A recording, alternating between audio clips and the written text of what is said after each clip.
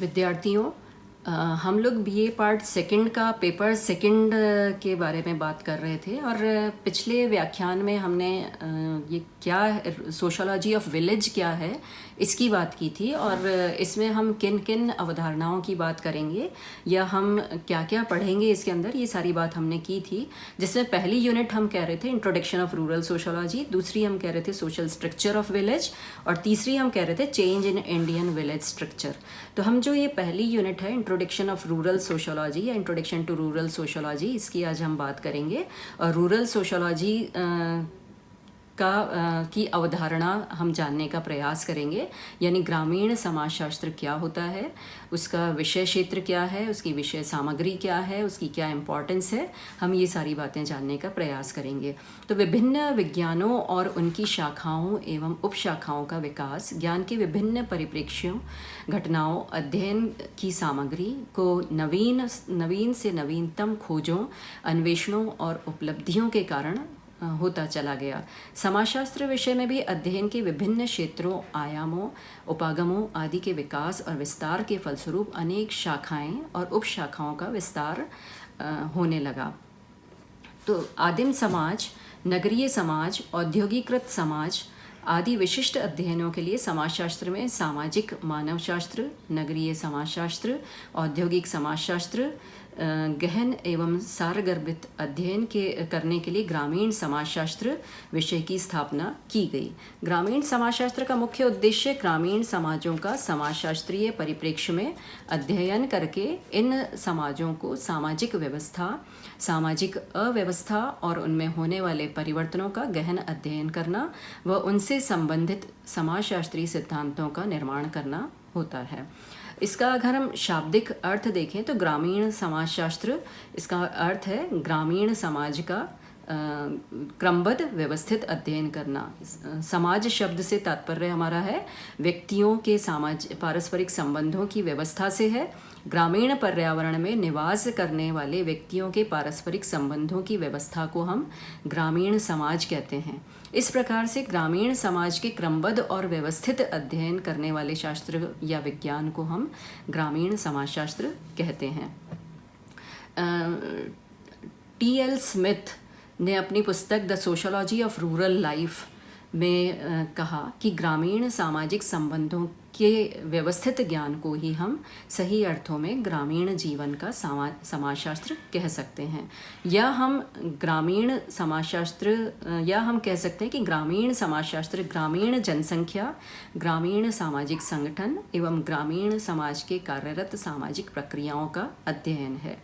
या इसको हम इस तरह से भी स्पष्ट कर सकते हैं कि ग्रामीण समाजशास्त्र ग्रामीण पर्यावरण में मानवीय संबंधों का अध्ययन करता है। ए.आर. देसाई ने अपनी पुस्तक रूरल सोशोलॉजी ऑफ इंडिया में कहा कि ग्रामीण समाजशास्त्र समुदायों के सामाजिक जीवन को दो विशिष्ट खंडों ग्राम और नगर में विभक्त करता है। ये दोनों परस्पर अंतःक्रिया करते हैं तथा प्रत्येक दूसरे से पर्याप्त रूप से भिन्न और विशिष्ट है। तो ग्रामीण निष्कर्ष के रूप में हम ये कह सकते हैं कि ग्रामीण समाजशास्त्र का भौतिक कार्य ग्रामीण समाज के विकास के विषयों को खोज निकालना है। तो इस तरह से हम ग्रामीण समाजशास्त्र को परिभाषित कर सकते हैं। अब अगर हम इसकी उत्पत्ति और विकास की बात करते हैं, origin and development of rural sociology की बात करते हैं, तो प्रारंभ में मानव आखेटक अवस्था में रहता था। उसकी आर्थिकी शिकार करने, खाद्य सामग्री एकत्रित करने, मछली पकड़ने, पशुपालन करने वाली अवस्था की थी। तो ग्रामीण समाज में के पूर्व की अवस्था वाले समाज, आदिम समाज, जनजातीय समाज, आखेटक समाज, मछली पालक समाज, गिरिजन, घुमंतु, पशुपालक आदि अनेक प्रकार से देखे जा सकते हैं। इन समाजों का अध्ययन सामाजिक मानवशास्त्र करता है। जब मानव ने कृषि करना प्रारंभ किया, एक स्थान पर स्थायी रूप से रहने लगा, तब ग्रामों का विकास हुआ और मानव के विभिन्न समाजों के विकास का क्रम आदिम समाज, ग्रामीण समाज, कस्बाई समाज, नगरीय समाज, औद्योगिक समाज, महानगरीय समाज के रूप में रहा। तो 19वीं शताब्दी की घटनाओं ने ग्रामों में अनेक समस्याएं पैदा कर दी थी, जिसके परिणाम स्वरूप ग्रामीण समाजशास्त्र की स्थापना हुई। ये प्रमुख घटनाएं हैं मशीनों द्वारा उत्पादन, पूंजीवादी अर्थव्यवस्था का उदय, औद्योगिकीकरण एवं नगरीकरण की प्रक्रिया में तेजी, यातायात एवं संचार के साधनों का तीव्र गति से विकास और विस्तार। अनेक विद्वानों का ध्यान ग्रामों के अध्ययन की ओर गया, जिसका परिणाम आगे चलकर समाजशास्त्र का एक विषय के रूप में विकास हुआ। इसके बाद हम भारतवर्ष में ग्रामीण समाजशास्त्र की उत्पत्ति और विकास की अगर बात करें तो भारत को ग्रामों का देश भी कहा जाता है। भारत की प्राचीन सभ्यता और संस्कृति के आधार पर यहाँ ग्राम रहे हैं या गांव रहे हैं, तो हम इसको दो तरीके से, दो भागों में विभक्त करके इसका अध्ययन कर सकते हैं। स्वतंत्रता के से पूर्व का ग्रामीण समाजशास्त्र, डेवलपमेंट बिफोर इंडिपेंडेंस, और स्वतंत्रता के पश्चात का विकास यानी डेवलपमेंट आफ्टर इंडिपेंडेंस। इन दो क्षेत्रों में हम बात कर सकते हैं, दो आधार पर हम इसकी बात कर सकते हैं, इसके विकास की या डेवलपमेंट की। तो हम ये देखते हैं कि जब ब्रिटिशर्स का शासन था तो ये राजनीतिक उद्देश्य की प्राप्ति के लिए भारत में इन्होंने राजनीतिक उद्देश्य की प्राप्ति के लिए भारत में ग्रामों एवं ग्रामीण जीवन से संबंधित कुछ अध्ययन कराए।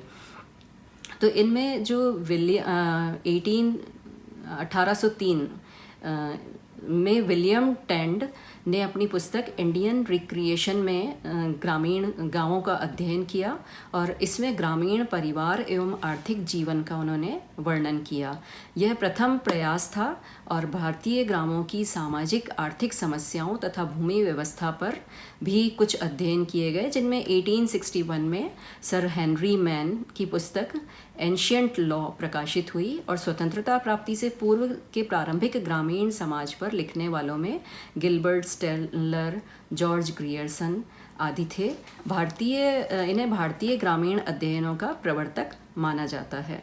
तो अंग्रेजी प्रशासकों ने यह तो अनुभव कर लिया था कि भारत को जानने के लिए यहाँ के ग्रामीण समाज को समझना एवं अध्ययन करना नितांत आवश्यक है।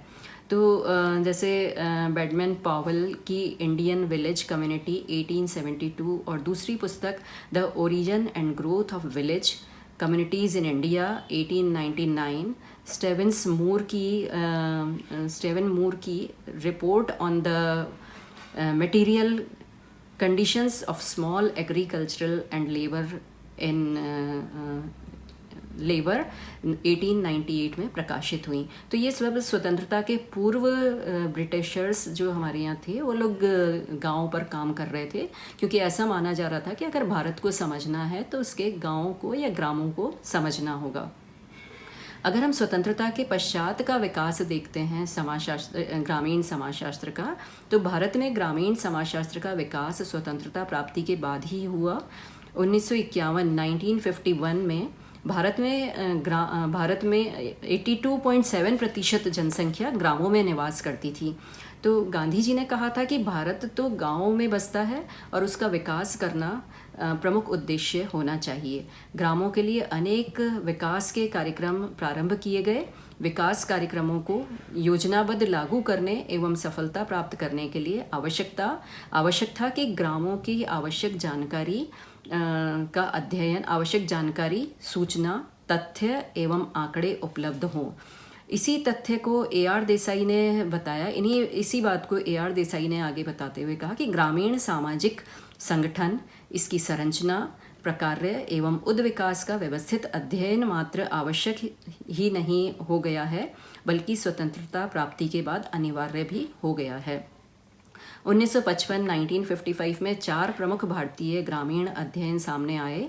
एस.सी. दुबे का इंडियन विलेज, डी.एन. मजूमदार की पुस्तक रूरल प्रोफाइल, मैक्यम मेरिट की विलेज इंडिया, एम.एन. श्रीनिवास की इंडियाज़ विलेजेस, ये मुख्य पुस्तकें आई जिन्होंने भारतीय ग्रामीण गांवों का अध्ययन किया और ग्रामीण समाजशास्त्र का विकास यहाँ पर हुआ। इसके अलावा S C. Dube India's changing villages, M N. Srinivas social system of a Mysore village, D N. Majumdar की caste and communication in an Indian village, Radha Kamal Mukherjee की the dynamics of rural society, आदि कुछ पुस्तकें, और AR देसाई की रूरल सोशोलॉजी इन इंडिया, ये कुछ पुस्तकें मुख्य रहीं जिनके आधार पर ग्रामीण समाजशास्त्र को या गाँवों को स्वतंत्रता के पश्चात समझा गया और ग्रामीण समाजशास्त्र का विकास हुआ। SC दुबे कहते हैं कि भारत के ग्रामों में भिन्न भिन्न विशेषताएं हैं।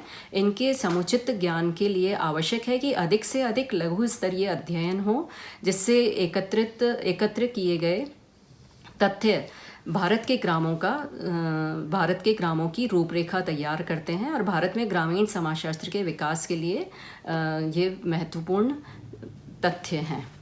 धन्यवाद।